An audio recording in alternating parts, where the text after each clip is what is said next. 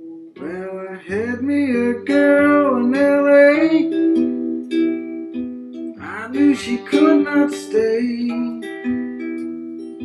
Had me a girl in San Diego. One day she just had to go. And then I had me a girl in Tallahassee. Boy, what a foxy lassie. And my doctor says I'll be alright, but I'm feeling blue. Okay, I'm 23. This is Ray. This is another piece of my journey. Uh, Primitive man, caveman. Uh, that is what this journey is about. Uh, have you ever been through a period in your life where everything just piled on you to the point where you just felt like uh, you were absolutely empty, broken, totally broken? Uh, that's where I was. And I found myself in a mental institution called Upham Hall on the campus of Ohio State University. And I spent 3 weeks in there. And all they do really is keep you away from the stuff that was driving you crazy. They tell you what to do, when to eat, group therapies, and all this stuff. And I was in a lot of mental institutions, mainly because they mix addicts and mentally ill people together, which actually makes sense because addicts are crazy anyhow. So, but come about a day before I was getting ready to get released, and my therapist, Chevy, psychologist, had me in her office and asked me what I was going to do when I got out. And I knew what I was going to do. I was going to go through the same thing. I wasn't going to work. I was just going to bum around until life broke me again, and I ended up in another hospital. So I told her, I don't know. She goes, well, what do you really want to do? And, I said, you know what? What I really want to do is just get the hell away from mental hospitals, people, society in general, traffic, sidewalks, shopping malls. I want to go back into the woods like a caveman, like a primitive man. I don't want any part of this society. And she goes, well, why don't you do it then? And that's what started it. I got released. I went to my friend Stan. I told him what I wanted and asked him would he help me. He said yes. And there's a place right outside of Columbus called Japanese Gardens, and it's a tourist attraction, uh, and it is gorgeous. Just ravines and flowers and caves, and it's just absolutely breathtaking. But on the other side of the road from it was nothing but fields and woods, and that's where I wanted to go. But Mr. Primitive Man, Mr. Caveman, me, Mr. Anti Society, needed cigarettes and needed a lighter, needed canned goods because he couldn't hunt, needed a can opener for the canned goods, and just a whole bunch. I was a bootleg caveman, but I was still going. And I told him a week, and I had a bag packed and everything. And I climbed that fence and I said, brother, I'll see you in a week. And I took off walking. And I walked, I don't know, a mile. I walked so far back I couldn't see the road, couldn't see any cars. And I followed this little creek. And I was looking, I knew I was looking for someplace shelter. That's what cavemen do.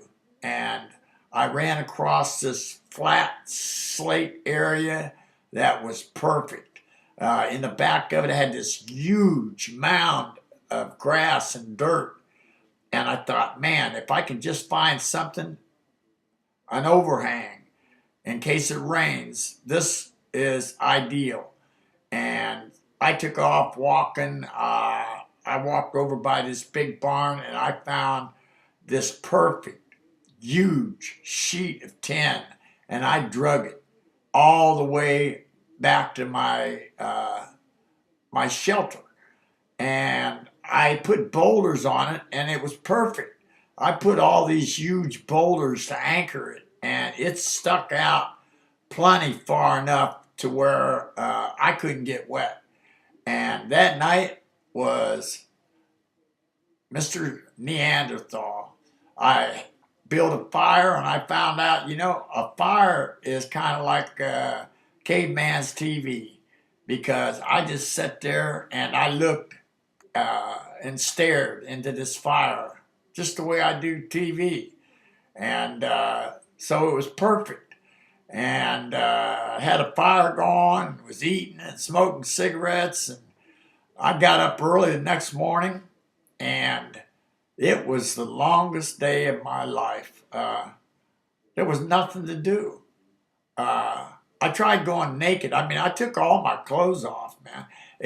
I found out I couldn't take my shoes off because I couldn't walk through the grass without shoes. So I was a pretty pitiful, primitive man.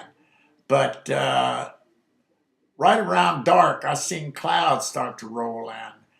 And then I felt a sprinkle of water. And I realized it was starting to rain. And I got up underneath my tent, lit my cigarette, and I noticed the rain picked up a little harder, a little harder. I was totally dry. It was almost like I was happy. It was raining. It was something to do. And pretty soon, the sky opened up and it started pouring. And I was cool. I was underneath there. I wasn't getting wet. The water was running down this creek. Everything was cool. I thought I might as well lay down and get some sleep. I laid down, and all of a sudden I felt something wet on my back.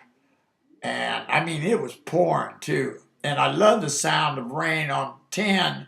So I thought I was doing good. And then it broke free. The whole roof come down on me. And I didn't really sleep that night. I laid with that sheet of tin on me almost the whole night till it finally stopped uh, early in the morning, like at 4:35. And I said, that's it. I got up and I realized that I'm not antisocial. I need people. I need society. I need traffic. I need friends. And so I packed everything up and said, okay, I'll hitchhike back to Columbus. I don't care if that's what I got to do, because I'm not cut out for this, And so I packed everything up. I walked back, and I'm nearing the road, and I look up, and guess who I see? Stan, my friend. And he said, brother, we were going to come out and get you last night, but we didn't think we'd be able to find you. And that's a true friend. And man, I was never so happy to see somebody in my life. And I got in a car and we went to his place, and he said he had to go somewhere and he'd be back in a few hours. And I took a shower and I turned the TV on. I laid down on the couch and I thought, I'm free. I am now as primitive as I want to be. And this is Ray, and this is my caveman story. And my doctor says